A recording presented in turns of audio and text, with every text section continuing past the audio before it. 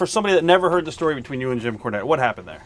Yeah, so I had been to the beginner's class. I Right. just got to OVW. I've been there for a month.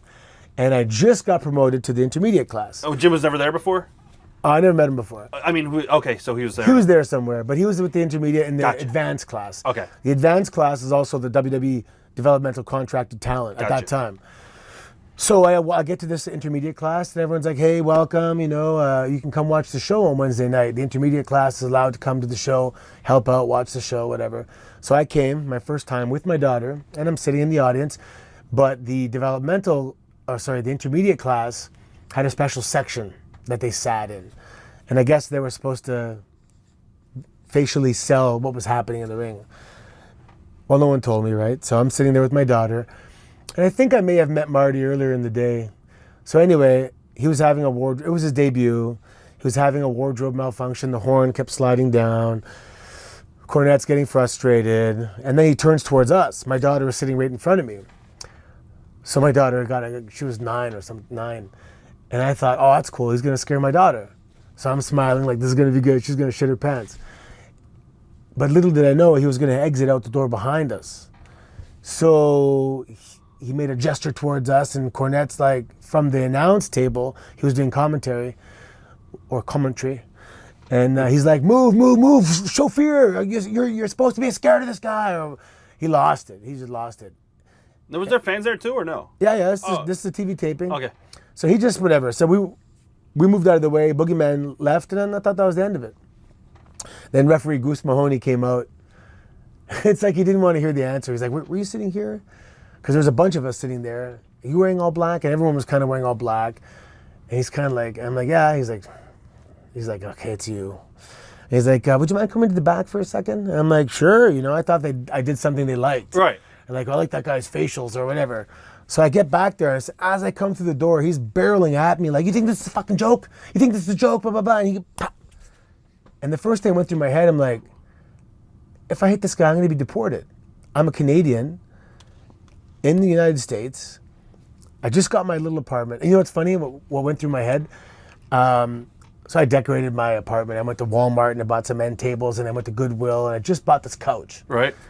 And I put the couch in, and that was like the final piece. My apartment was now decorated. It took me a month or whatever to get all the little pieces in my spare time. And he slapped me. I'm like, damn, I just got my couch. So I'm thinking like, I just got my apartment set up. I don't want to be kicked out of the country now.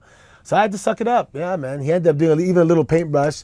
So there's a whole hallway of talent. Yeah, I was going to say, go ahead. And they're all looking at me and they're like, oh, bro, sorry, man. Like, they felt bad for me because this guy was abusing his power and taking advantage of me. So the one thing I wanted, and I was in good shape at the time, I was jacked up, and I made sure he knew that, look, your slap isn't moving my face at all. You're a weakling. He says, you're obviously abusing your power.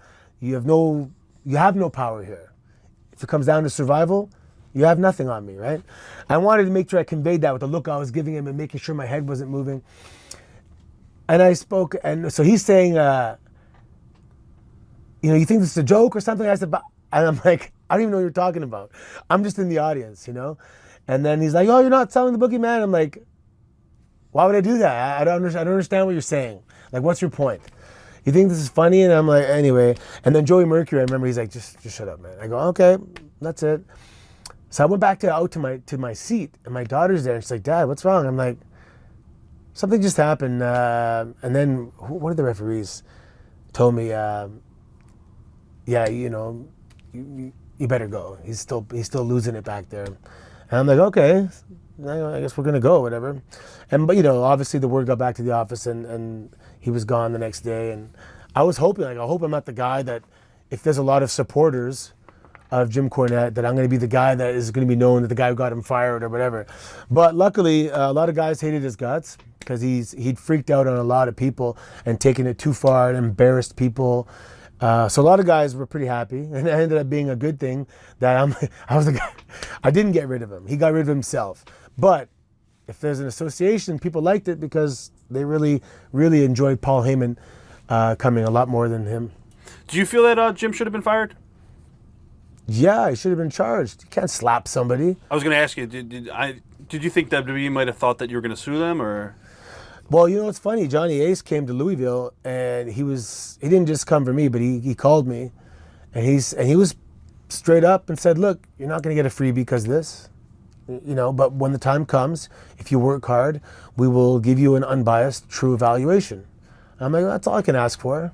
I wouldn't have wanted a freebie anyway. Right. That's not the way I want to earn it, And when the time, and it's funny, they forgot about it. They forgot because when the time came, I earned my job being Boris Alexiev on OVW TV.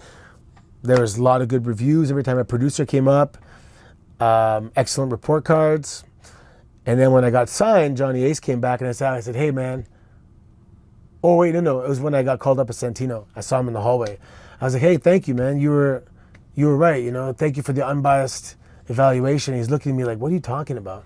And then he goes, "Oh, that's the Cornette guys." He forgot. But WWE was honest with me from day one, and that's cool. Have you ever had any interactions at all with Cornette since, or heard any of his promos? No. Oh, you know what he did? You know what he did actually? And I know he was trying to do it I never met him. So obviously he's done interviews that I've done, and people are saying, "Let's hear your story." Whatever his story is, that's my story is actually what happened. He can spin it any way he wants. I actually challenged him one time for a joke to a death match in a cave. He said, "We'll fight to the death." Right. Just to make jokes out of it. And someone who, I forget who it was, but said, "Look, he's irrelevant now, he's old, and he's trying to cling on to something that's current and up and coming and that kind of stuff." And I get that. He's been in the business a long time. The kids these days don't know who he is and stuff. So to attach yourself to something, that's fine. I don't mind. I would actually like to meet him. I was going to ask you, like, what would happen if you guys were in a room together and he took you on the side? Can you talk it out, or? Well, it really depends on him. If because he's an old-time worker. And if he's doing this stuff to create controversy, then I get that. That's an angle. That's something we can, let's make money off that, whatever. Right. And I hope that's the case, that he's smart enough to try and spin this into an angle where we can make money. And if he gives me the Iggy and gives me a wink and says, "Hey kid, let's go with this." Okay, I'm down. I'll play along. I'm a worker. But if he has a real problem and he embarrasses me or tries to humiliate me next time I see him, I may give him back that slap.